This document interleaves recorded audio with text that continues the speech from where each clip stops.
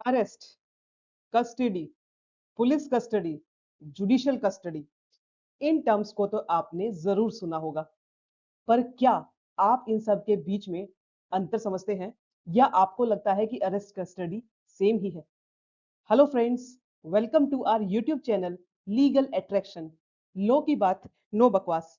Friends, आज हम आप सभी के सामने एक बहुत ही इंपॉर्टेंट टॉपिक, एक जनरल टॉपिक डिस्कस करने जा रहे हैं, ताकि एक लॉ की आम टर्म्स जिसका मतलब आप सभी को पता होना चाहिए, जैसे arrest, custody, police custody, judicial custody, in terms को आप जरूर अखबारों में पढ़ते होंगे, आर्टिकल्स में पढ़ते होंगे, बट क्या आपको इतनी क्लैरिटी होती है कि इनके बीच में अंतर क्या है? आज अपने इस सेशन के माध्यम से हम आपके डाउट्स को क्लियर कर देंगे, ताकि आप इजीली समझ सके कि अरेस्ट, कस्टडी और इन टर्म्स में क्या अंतर है और क्या मतलब है इनका। देखिए, पहले हम जान लेते हैं अरेस्ट। अरेस्ट का मतलब आम भाषा में होता है किसी को गिरफ्तार करना। व्यक्ति को अरेस्ट करना मतलब गिरफ्त में लेना, अपनी कंट्रोल में लेना। तो देखिए, एग्जांपल देती हूँ आपको। आप बच्चे हैं, सभी स्टूडेंट्स हैं। आप एग्जाम में का आपका ऑब्जेक्टिव क्या होता है? मुझे अपने एग्जाम्स में 100% मार्क्स लाने हैं, टॉप करना है, ये आपका ऑब्जेक्टिव है। लेकिन आप कैसे लाएंगे? अपनी खूब तैयारी करके, खूब प्रिपरेशन करके। तो ये आपका हो गया एक तरह का मीन्स, ये है एंड, आपका ऑब्जेक्टिव। तो आपका ऑब्जेक्टिव क्या है? टॉप करना मार्क्स में। और तरीका क्या है आपका? इसमें तैयारी करना, खूब रेगुलर रिविजन करना अपनी, ये आपका पर्पस है। इसी प्रकार यदि हम अरेस्ट और कस्टडी को समझते हैं, देखिए, अल्टीमेट आपको क्या करना है? यदि आपका ऑब्जेक्टिव ये है कि मुझे किसी व्यक्ति को अपने कंट्रोल में लेना है, मतलब कस्टडी लेना उसकी, लेकिन वो कस्टडी उसको कंट्रोल में कैसे लोगे? तरीका क्या होगा? अरेस्ट करके, उसको, उसकी आजादी को छीन के, उसको पूरा अपने गिरफ्त में लेकर। तो ये होता है अरेस्ट। तो कस्टडी आपका एक एंड पर्पस है, आपका ऑब्जेक्टिव है, लेकिन मींस क्या है? तरीका क्या है उसको कस्टडी में लेने का? अरेस्ट। तो जैसे जहां आपकी अरेस्ट खत्म होती है, वहां से व्यक्ति की कस्टडी शुरू हो जाती है। तो अरेस्ट एक तरह का प्रोसेस है, एक मींस है, जिसके माध्यम से आप एक व्यक्ति को अपनी कस्टडी में लेते हो, अपने गिरफ्त में लेते हो। और ये काम कौन करता है? Legal authorities.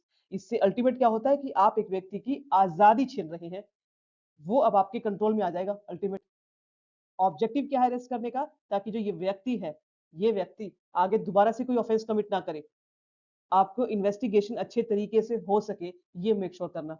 ये व्यक्ति आपके जो एविडेंसेस है केस में, उनके साथ छेड़छाड़ ना कर सके, ये भी मेक श्योर करना कि व्यक्ति की प्रेजेंस कोर्ट में लगातार हो जब केस की डेट लगे। और सबसे इंपॉर्टेंट, वो जो केस के विक्टिम्स है या जो विटनेस है, उनको किसी प्रकार से डराए धमकाए नहीं। इसीलिए व्यक्ति का किया जाता है अरेस्ट। और अरेस्ट में क्या हुआ? आपने इसका जो आजादी है वो छीन ली, अब वो आपकी गिरफ्त में आ चुका है।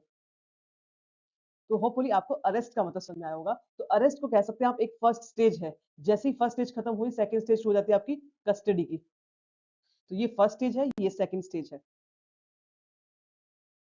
एक टर्म यूज होती है, in every arrest there is custody, but vice versa is not true.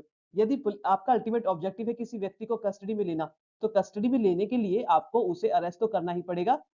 उसकी बॉडी जो होती है, उसकी लिबर्टी होती है, आपको उसको अपने कंट्रोल में लेना पड़ेगा। लेकिन कुछ केस ऐसे होते हैं जहां पर बिना अरेस्ट किए ही व्यक्ति कस्टडी में आ जाता है, संरक्षण में आना। कैसे? एग्जाम्पल देते हैं आपको। मान लीजिए कोई ए व्यक्ति है, इसने कोई क्राइम किया होगा, और ये डायरेक्टली अपना गुनाह कबूल करने के लिए पहुंच गया मजिस्ट्रेट साहब के पास और हाथ जोड़ता है कि मैंने क्राइम किया है, आप मुझे अरेस्ट कर लीजिए। तो इस केस में जो पुलिस है, उसने तो उसको अरेस्ट नहीं किया। अब इस केस में क्या होगा? जो मजिस्ट्रेट साहब है, वो पुलिस को बुलाएंगे और कहेंगे कि इस व्यक्ति को अपनी कस्टडी में ले लीजिए, इसने कोई क्राइम किया है, और केस को देखिए। तो अब इस केस में क्या हुआ? सेकंड वाले केस में पुलिस ने अरेस्ट तो नहीं किया, डायरेक्ट कस्टडी आ गई मजिस्ट्रेट साहब के पास इस केस की, और कोर्ट ने इसको रेफर कर दिया पुलिस के पास केस को।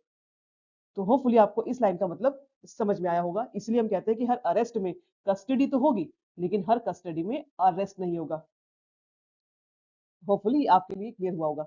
और एक बात हमेशा ध्यान रखिएगा, जब भी कोई व्यक्ति को पुलिस अरेस्ट करती है, तो 24 घंटे के अंदर अंदर अंदर, जब से उसे अरेस्ट किया है, उसे 24 घंटे के अंदर मजिस्ट्रेट साहब के सामने उसे पेश करना पड़ेगा। ये बोलता है हमारा article 22 clause 2 of the constitution और 57 ऑफ द सीआरपीसी सेक्शन।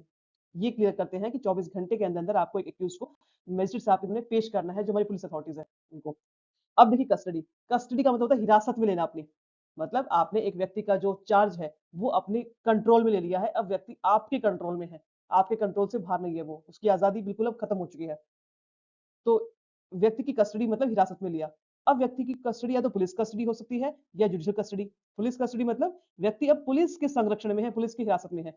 और जुडिशियल कस्टडी मतलब अब व्यक्ति जुडिशियल जज साहब की हिरासत में है, उनके अंडर में है, उनके कंट्रोल में है।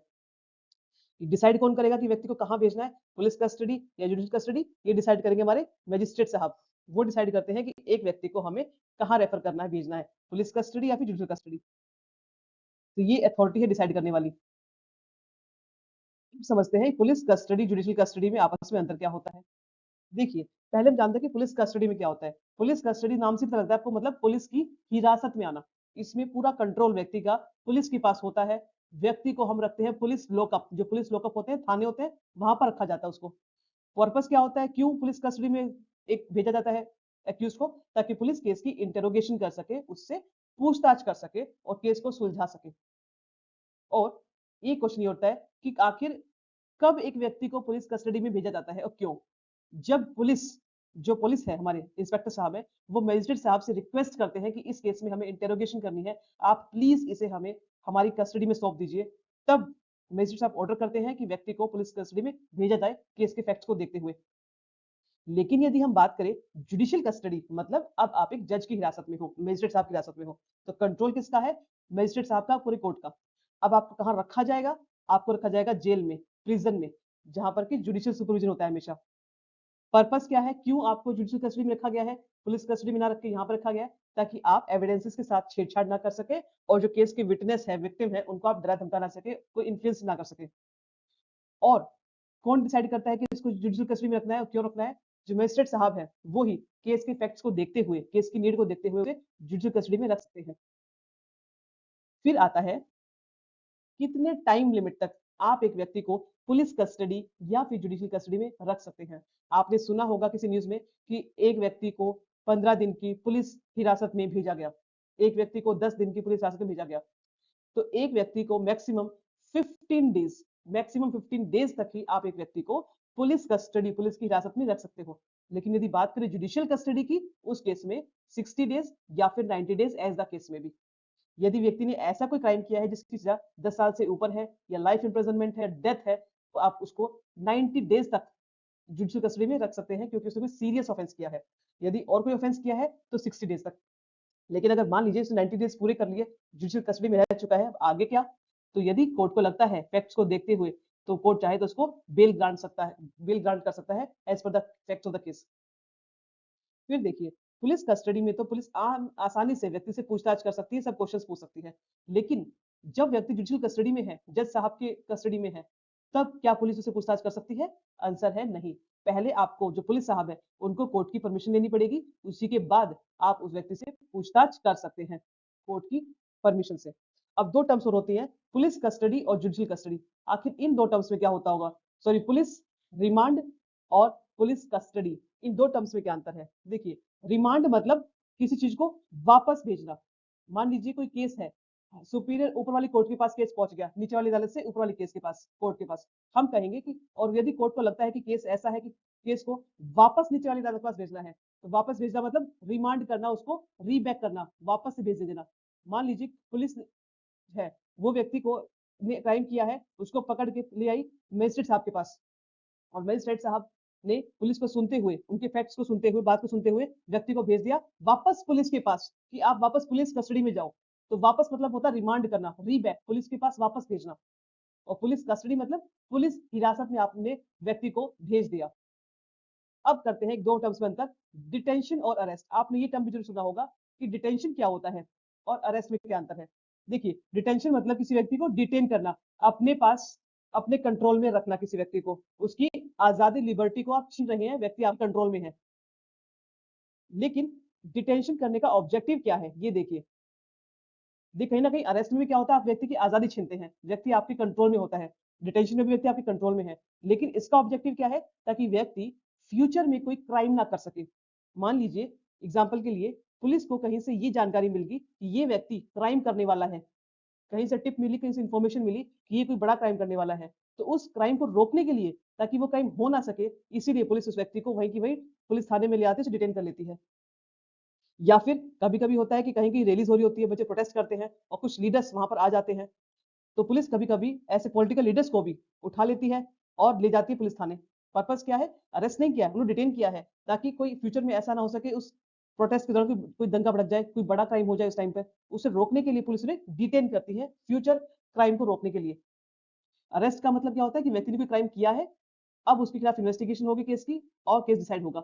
इसीलिए उसको अरेस्ट किया जाता है, ताकि उसको पुलिस अपनी कस्टडी में ले सके और केस के रिगार्डिंग पूछताछ कर सके। ये इसका मतलब आपको होपफुली समझ में आ गया होगा। ये कुछ टर्म्स का अंतर था, आपको क्लैरिटी रहेगी और आप आगे से कंफ्यूज नहीं होंगे इन टर्म्स को लेकर।